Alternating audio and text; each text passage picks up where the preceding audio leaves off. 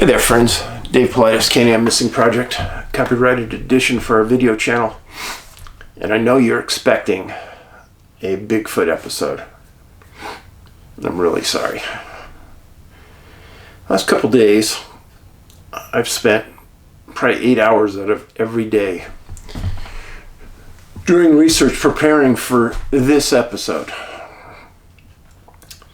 And when I sit here and I talk to you, the wall across from me, it's a bookcase, and I have pictures up of Ben.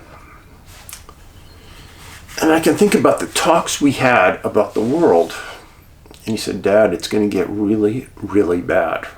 This is about a month before he took his life.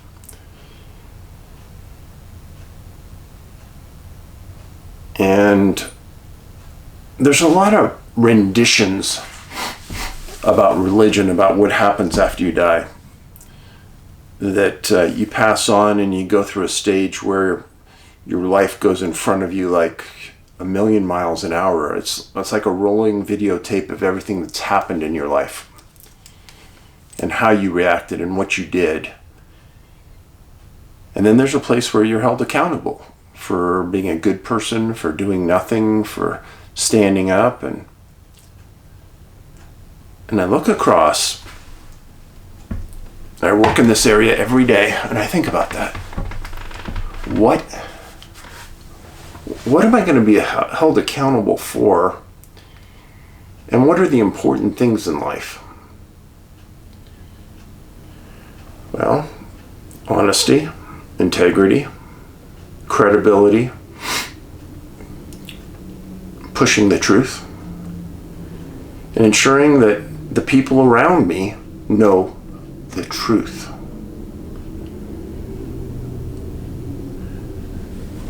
When January 6th happened and the Capitol was breached, I knew right away that we were getting a storyline that was told to us that they wanted us to digest. Because I could go to ABC, CBS, NBC, MSN, and I could go to CNN, and I could see them using the same verbiage. It's almost as though they were reading from a script. Since then, I haven't said a ton about January 6th, but you're going to hear something tonight. First of all, Kash Patel. He was one of President Trump's right-hand men. Kash used to be a defense attorney, and then he worked his way into politics. And he is an extremely smart man. Super smart. He's one of those few people in the world where I'd like to sit down with him and have dinner with him for an hour. I would be ecstatic. Well, a series of people, including Kash, stated that before January 6th, President Trump had authorized 20,000 troops, National Guard troops, to respond and protect the Capitol. When I heard that, I thought, I'm not hearing that on any of the channels that I normally listen to. In fact, even the channels I hardly ever listen to never said that. But then the decision about whether to dispatch those troops is incumbent on Nancy Pelosi, who was in charge of the Capitol Police, and the Sergeant at Arms, which kind of her running order taker, dispatcher.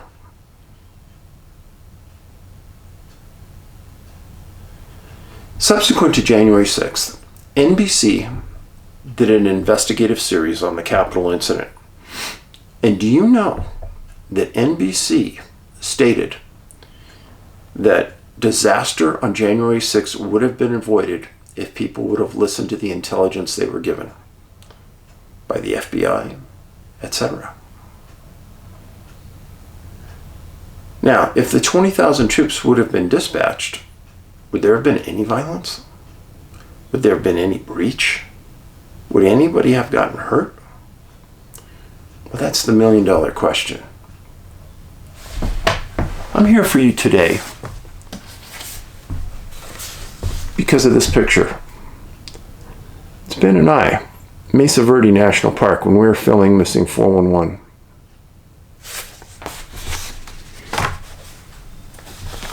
This is the cap I received when Ben's team won their championship.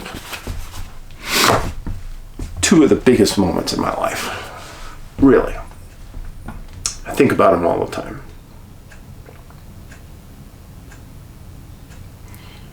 I think that I don't care if I have 5,000 people listening or 10,000. I'm disappointed that we don't have a bigger group listening, but I'm telling you, we have lots of Democrats that listen, a lot of far left that listen.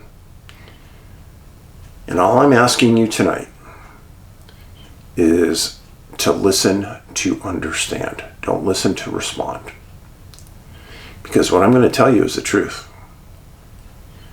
The truth that President Trump gave an order that he approved 20,000 troops to go January 6th to protect the Capitol. And Nancy Pelosi didn't want that to happen.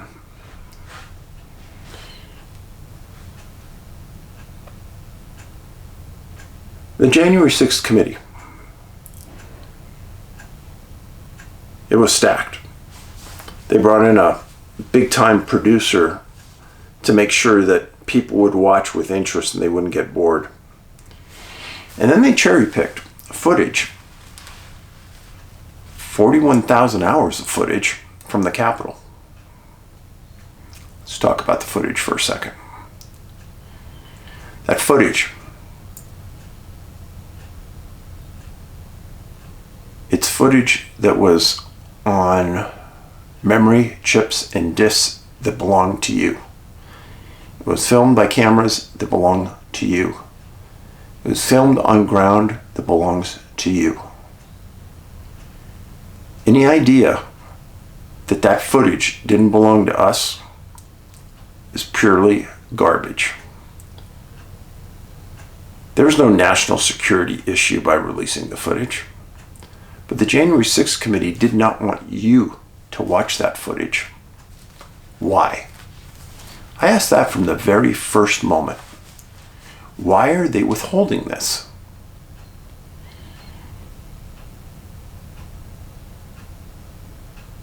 Withholding evidence of anything leads to government being questioned and not trusted.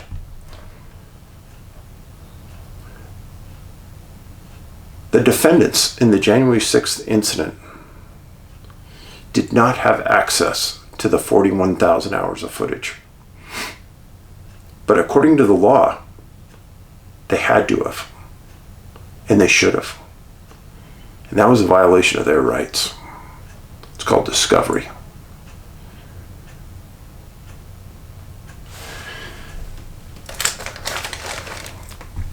Earlier this week, I sat down and I knew it was coming. I watched Tucker Carlson's show Monday and Tuesday nights. And after Monday night, I sat on the couch with Angie and we didn't say anything for a long time. We were in stunned disbelief.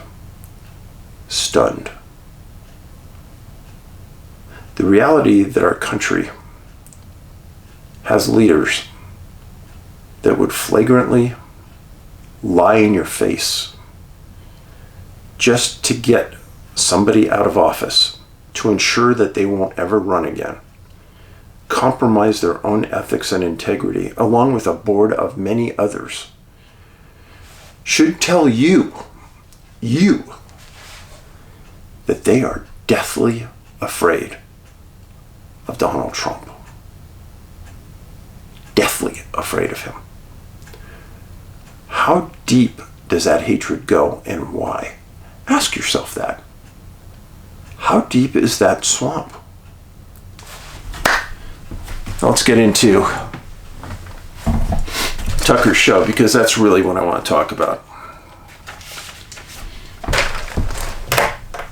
It's a police officer I highly respect. And his family should have loads of respect for Brian Sicknick.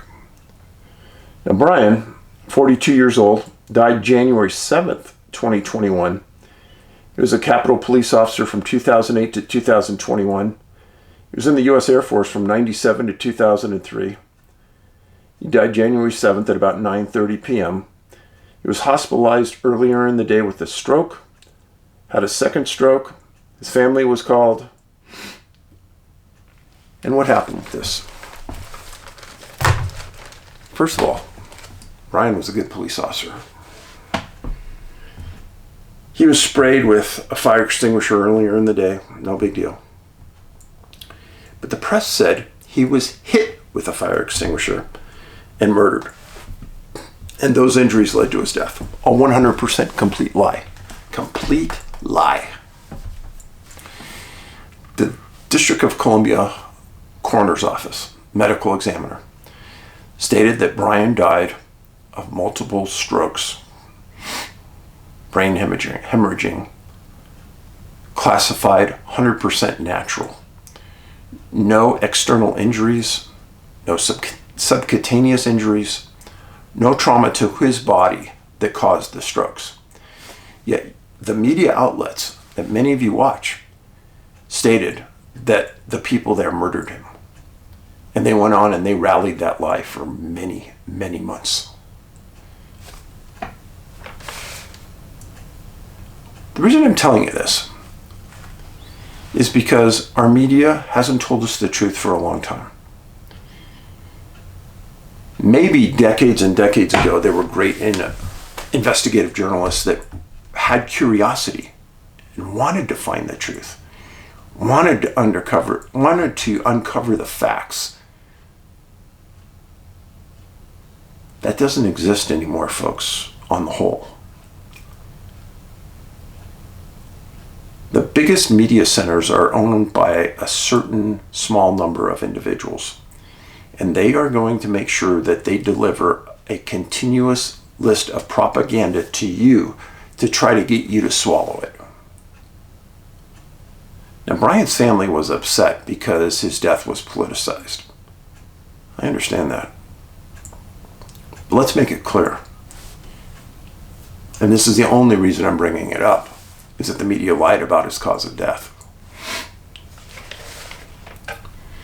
The U.S. Department of Justice even stated that the injuries were caused by January 6th. Our own Department of Justice said that, which was a lie. 100% lie.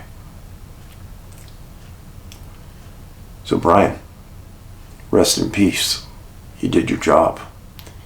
And the footage I saw of you after you were supposedly hit in the head, you were out there doing your job, working hard, doing what you were asked to do, without a chance of really doing that job that night because you were overwhelmed and your department wasn't prepared. But it wasn't your fault.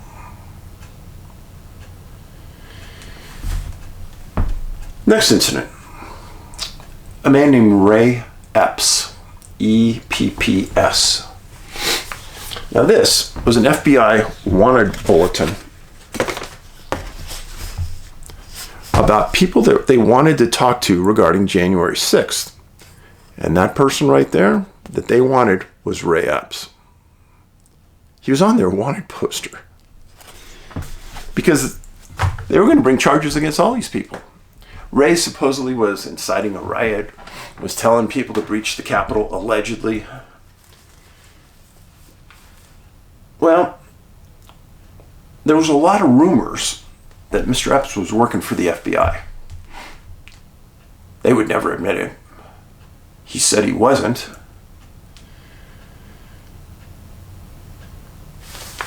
The FBI was asked, I believe it was at a congressional hearing, one of their assistant directors, if they had FBI agents on scene at the January 6th incident undercover. And their director said, I'm not going to answer that. Well, if they weren't there, of course you would say, no, they weren't there, right? What would be the point? Now, if they were there, then you would just say, I'm not going to answer that. But then why would they be there undercover? Because they knew. And their intelligence unit told the Capitol Police what was coming. They knew. And they didn't want to do anything. They wanted it to go out of control. They wanted an event to point to. But what about Ray Epps? He was never charged with any crime. And his photo was pulled off that FBI wanted poster.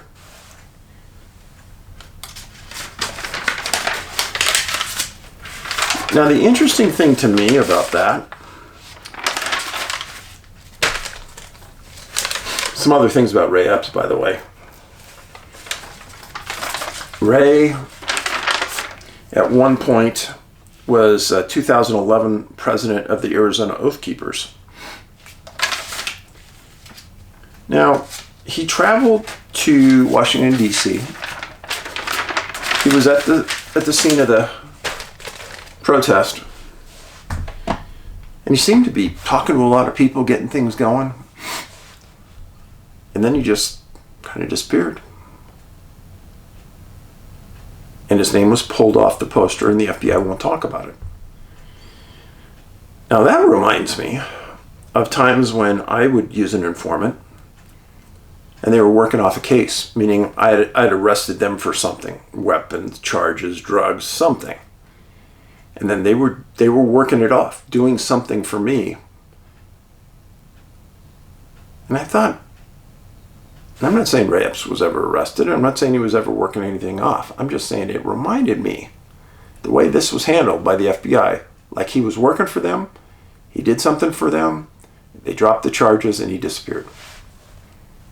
Why else would you have his picture as a criminal conspirator on a poster and then all of a sudden it's off? Yeah. And why wasn't Ray Epps called by the January 6th committee? That's kind of suspicious. Now, one of the things that happened January 6th, and I have a lot of police officer friends, a lot of law enforcement friends. Nobody believes the outcome for what I'm going to tell you. This, my friends, is Ashli Babbitt. Ashli was 35 years old. She was raised in San Diego, enlisted in the U.S. Air Force in 2004, served 12 years. She was deployed 8 times by 2014, Afghanistan, Kuwait, Iraq. Then she joined the D.C. Air National Guard. And from 2015 to 17, she was security at a national nuclear power plant. And that takes a special clearance to work there. She is married. At 2:44 p.m., January 6th, she was shot by Lieutenant Michael Byrd, a plainclothes D.C. police lieutenant. Shot, killed. She was standing at a doorway with several other people. She had nothing in her hands. She was unarmed. She's a female.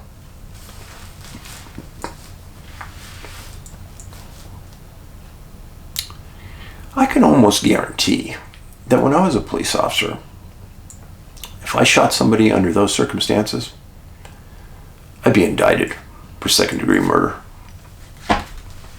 I just know I would be. She's not an immediate threat to your safety or the safety of others. She hasn't threatened to use violence.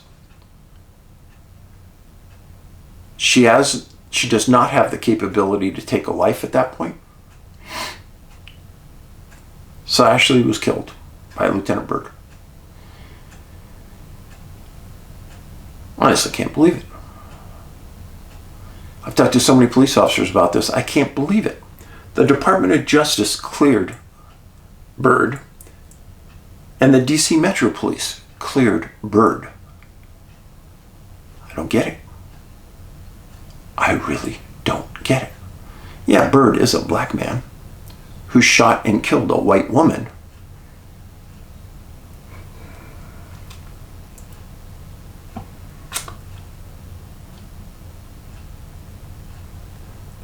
questions about who was in charge of the Congressional Police on January 6th. There's a lot of questions about this. So Nancy Pelosi refused to call out the National Guard.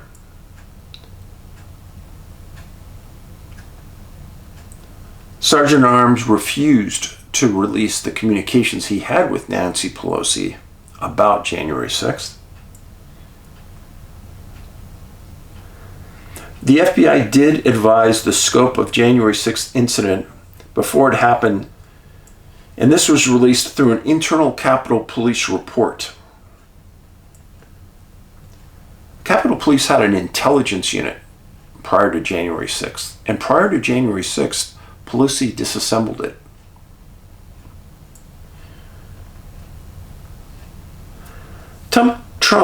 President Trump told Chris Miller, the former acting defense secretary, do whatever is necessary to protect demonstrators that were executing their constitutional protected rights. So it's part of the conversation for 20,000 National Guard troops.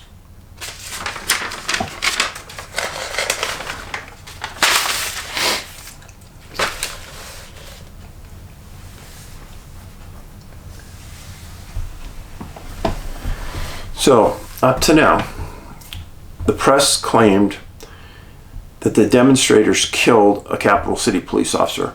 100% not true. And then you had a Capital City police officer kill an unarmed female that wasn't threatening violence.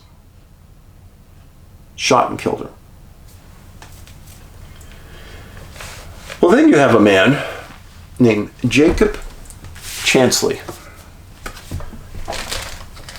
This is Jacob. Now, Jacob was the QAnon shaman that everyone talks about. He was 33 years old. He was a Navy veteran. He was just sentenced to 41 months in prison for obstructing official proceeding. He's from Arizona. He was arrested for the January 9th incident for knowingly entering or remaining in any restricted building or grounds without lawful authority and with violent entry on Capitol grounds. Navy veteran. He's an author of 2 books. Now I want you to hold on to your hat. Now, when I talk about Jacob, everyone will know that picture. That's what he looked like the night or the day of January 6th.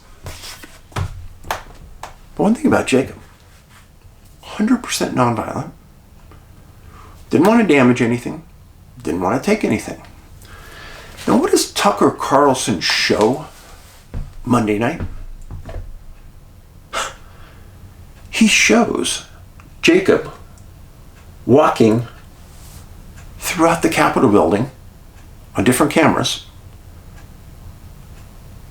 with 2 uniformed Capitol Police officers talking to him, engaging him as they're walking. He's not handcuffed. He's carrying an American sign. And they walk down the hallways, and the Capitol Police officers are checking the door for him to see if it's unlocked. At one point, he walks past a juncture of 2 different hallways. And I counted them. There were 9 uniformed officers surrounding this hallway. And Jacob walked right through the middle of them, very calmly, peacefully. Nobody did anything. Now, my question to you. If you were Jacob, and the police officers were giving you essentially a guided tour of the facility, and they weren't saying you had to leave, they weren't saying you couldn't be here, they were actually assisting in opening doors and things for him, would you believe at this point that you couldn't be there? Or that you were under imminent arrest? Why didn't they handcuff him? Why didn't they arrest him? They didn't do anything.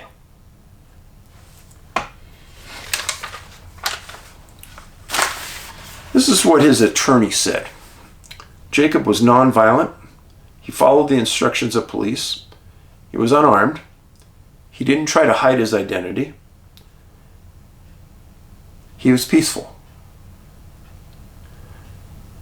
That's what the attorney explained at sentencing. Jacob lives with his mom. He's a part-time actor. And when I read some accounts, they alleged that he was possibly schizophrenic. I never saw Jacob do anything violent.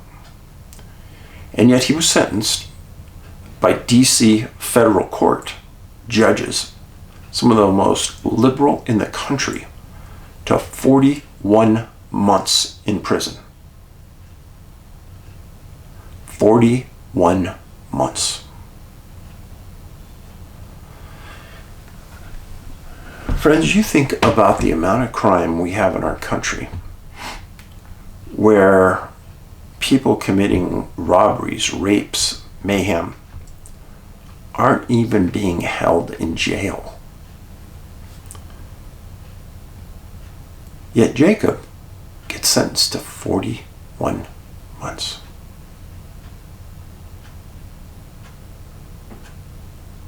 I don't think that is liberty and justice for all. Do I think Jacob did something wrong? Yeah, I do. Was it 41 months? No.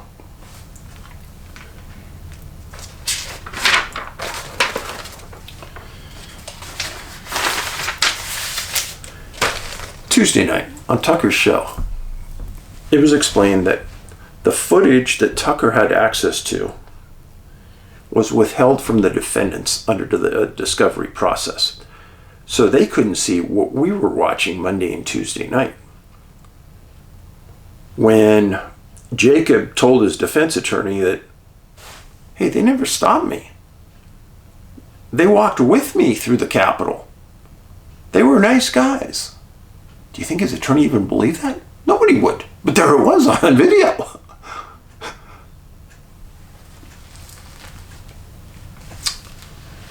And then after Monday night's broadcast, old Senator Schumer, he called for the censorship of the video that Tucker put out. Then he demanded that Fox TV take Tucker off the air.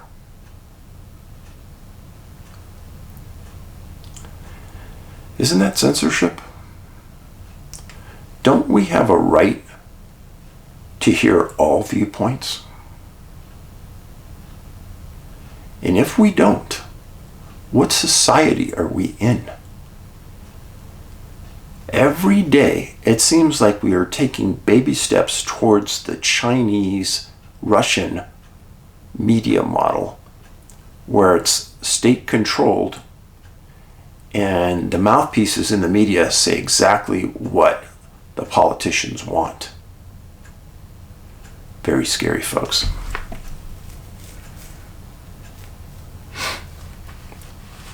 Now, it was also explained that the Capitol Police were not prepared for January 6th. Now, how do we know that? Now, Tucker interviewed a man I'd never even heard of. His name was Lieutenant T.K. Johnson, a black man and a lieutenant for the Capitol Police, working that day, January 6th, as a commander in the field at the Capitol. He stated he was never called to testify at the January 6th committee. Well, that's kind of peculiar. The head of the police in the field. TK stated that early on, he knew they were being overwhelmed. And he got on his radio and he called 3 times and he stated, hey, we need more help. We need more officers. And there was never a response.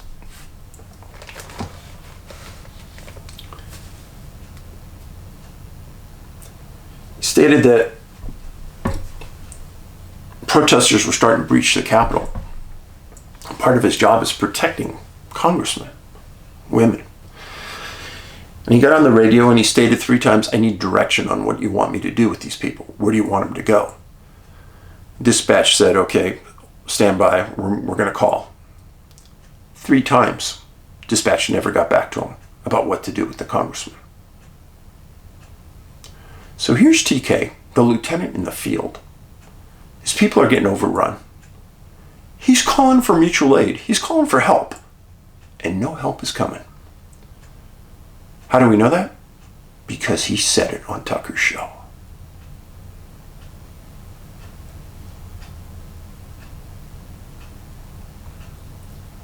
He stated that his agency wasn't prepared. And when he wasn't getting any responses, he said, I've got to do this myself, I guess. I'm not going to get any help. I've got to evacuate and move these Congress people into a safe area. And he did. Good job, TK. You did your job. I'm proud of you. He never got approval. So my question is, who was in charge of congressional police that day? Where were the captains, the commanders, and the chief? What the heck was going on? You leave your lieutenant out there in the field with thousands of people and nobody's there to talk to him? Unbelievable. It's almost as though they were going to sacrifice congressmen that day in their minds. Without TK doing something, I think it might have happened. Some of them would have been hurt. TK stated, and I quote, the frontline officer and supervisors were not prepared January 6th. He told the dispatch, I had 100 people inside the Capitol and I need direction on what to do. He stated multiple times there was no response.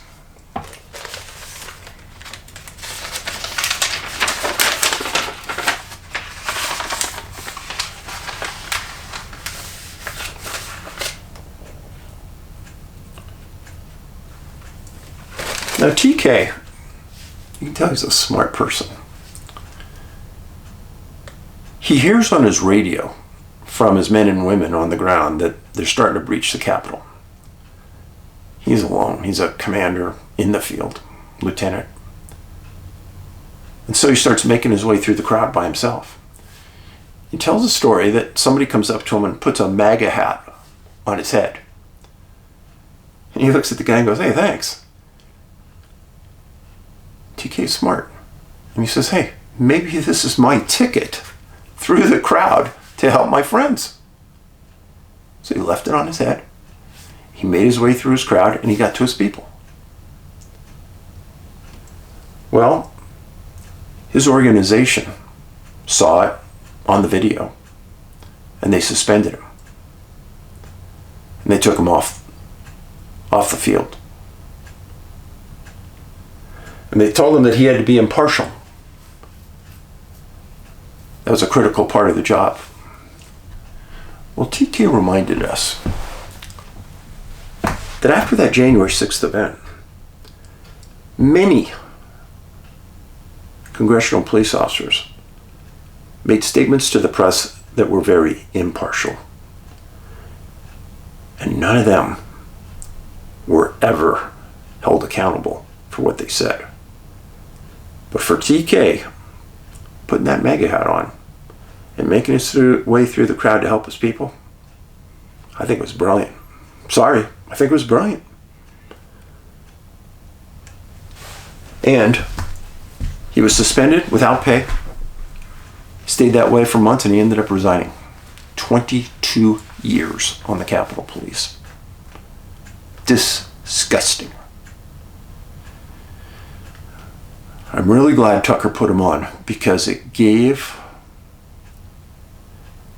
a true perception of what it was like in the field that day. It was chaos. No help.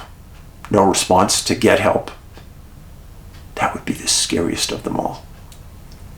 And I'm afraid if I would have been a sergeant or a lieutenant in the field, there would have been, I gotta be careful. There would have been heck to pay when I got in to those offices and confronted the captains and the chief the next day. I would not have cared. They put those officers' lives in jeopardy, and they didn't care. Nobody answered the radio that day. That's absolute garbage.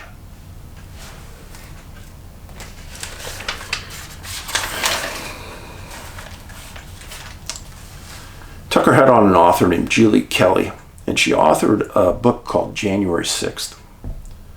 She stated that there are still 100 men in custody who haven't gotten out.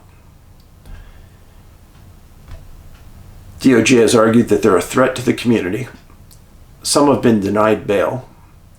There's over 1,000 defendants still to be tried. And she stated that DC federal judges are playing games and there's no due process.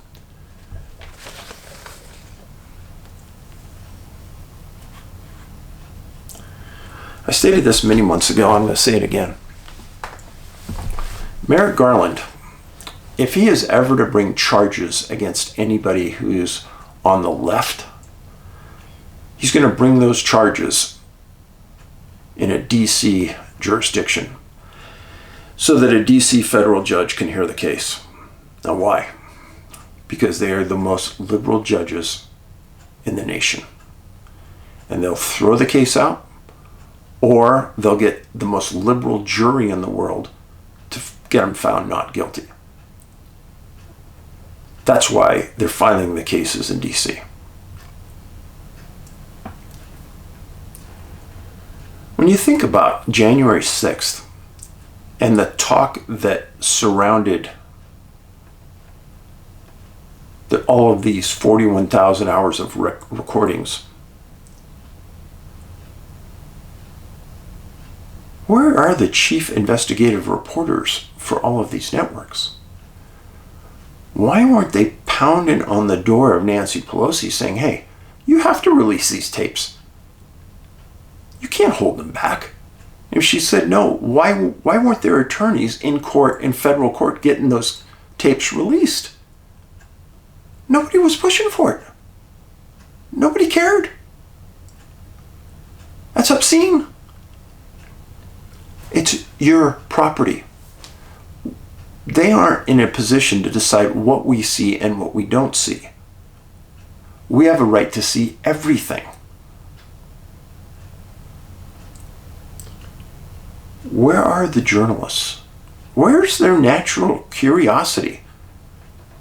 How come somebody didn't go out and figure out the truth behind Ray Epps and why he was there and his association with the feds? Why?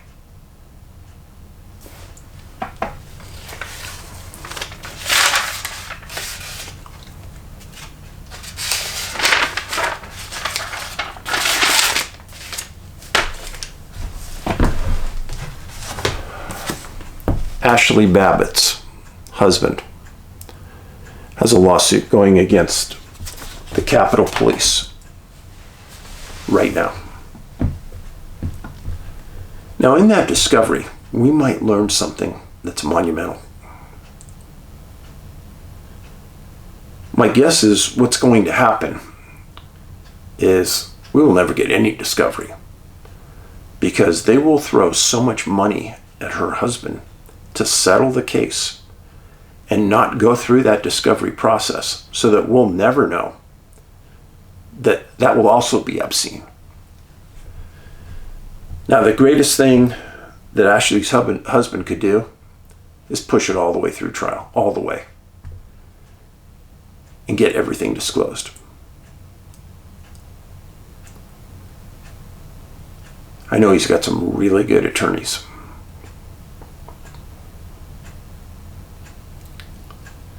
I'm sitting here looking through the camera at Ben and thinking, all the times he told me, Dad, it's going to get really bad here. And there's a lot of people here we can't trust. And just in the last 48 hours, the left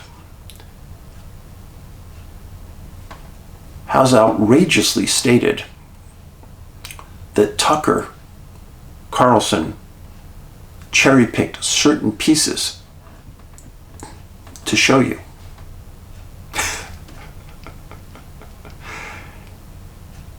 did the January 6th committee do to us? They cherry-picked certain pieces to make it show that it was really violent and horrible. And then they lied to us.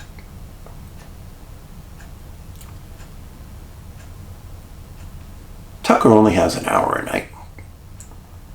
He's very restricted. And to review all of these hours of tapes, monumental task. More, I'm sure, is coming. But to pick on Tucker at this point is ridiculous. Because I saw the footage. I don't care what anybody says. I saw it with my own eyes. And you know what? I make my own decisions. One of the most outrageous comments that I've heard so far this week came from Mitch McConnell. Oh, he's no friend of the Republicans. He says he's a Republican. But he says things that are outrageously wrong. He stated that it was outrageous that the January 6th tapes were released. Why, Mitch?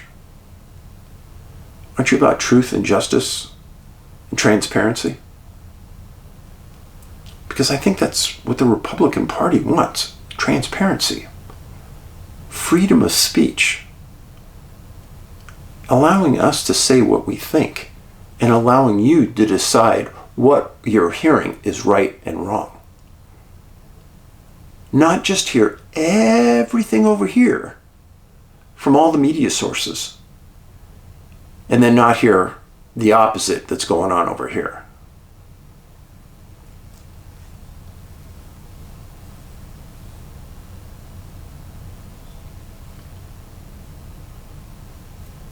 I was driving the other day. Had kind of a long drive. I turned the radio off and I wanted to think about everything that's going on. And I was thinking, has all of this converged on us in just the last 2 years? No. It's been going on for decades. But all of a sudden, it's starting to become apparent what is happening.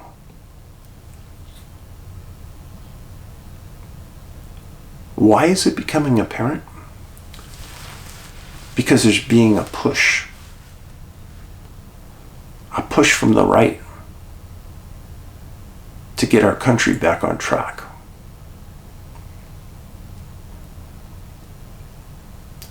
I was talking to some people the other day. Let's just leave it at that. They were saying that we have several Mexican cartels in the United States. You can Google it and find out. How many Mexican cartels reside in the United States? It's scary. There's a lot.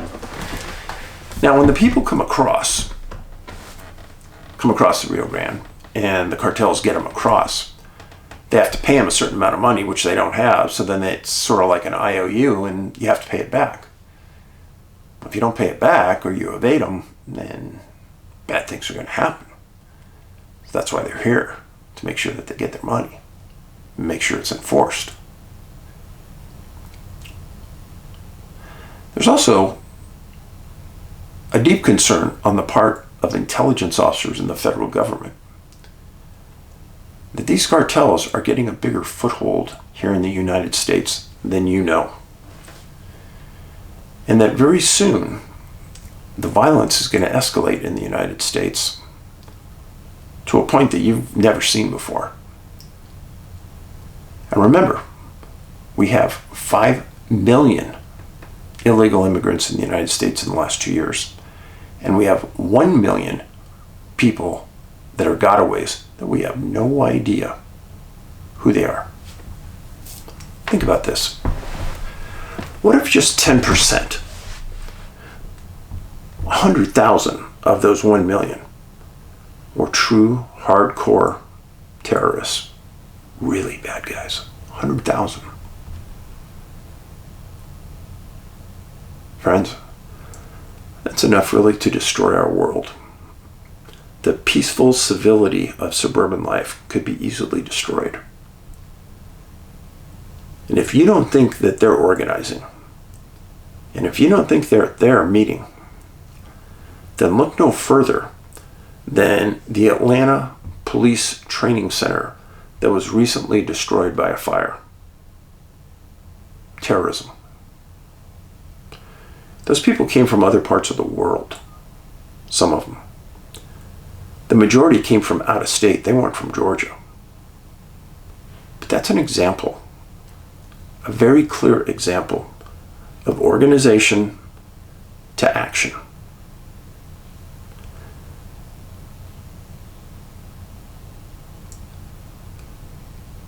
We have another 2 years of Biden.